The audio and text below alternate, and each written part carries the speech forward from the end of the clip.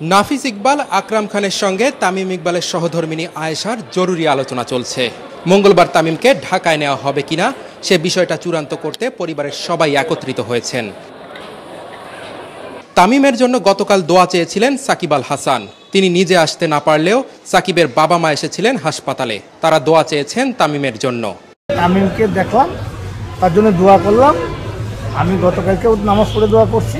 আমি দোয়া করি, আল্লাহ রহম করছে, অনেক কষ্ট দোয়া থেকে সে রক্ষা পাইছে। এখন সবাই দোয়া করেন, সে ইনশাআল্লাহ ভালো হয়ে যাবে।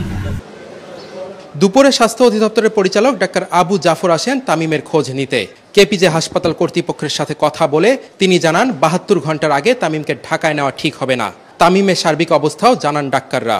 এই মুহূর্তে মুভ করা তার জন্য খুবই রিস্কি এবং সে বিষয়টা তামিম ইকবালের সাথেও আমরা আলাপ করেছি।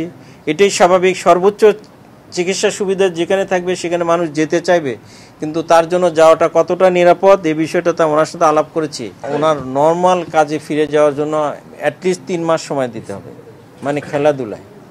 এছাড়া উনি বাসায় স্বাভাবিক কাজকর্ম হাঁটাচলা করবেন সপ্তাহখানেক এবং রেস্টেই থাকতে হবে। হার্টে আবারও সে অ্যাবনর্মাল বিট হতে পারে, সম্ভাবনা ডেফিনেটলি কমে গেছে। ওটা হয়েছিল কেন? একটা বড় আর্টারি বন্ধ ছিল, খাবার নেই, অক্সিজেন নেই, ওই টিস্যুটা ইরিটেটেড, সেই জন্যই অ্যাবনর্মাল বিটটা। এখন সেটা খুলে গেছে, স্লাইড সম্ভাবনা আছে। সেই জন্য আমরা তাকে বলেছি যে ৪৮ থেকে ৭২ ঘন্টা পর্যন্ত একটা ক্রিটিক্যাল টাইম, যাতে আর কোনো প্রবলেম না হয়। কথাবার্তা একটু কম বলা উচিত, একদম বিশ্রামে থাকা উচিত, কোনোরকম এজিটেশনে যাওয়া উচিত নয়।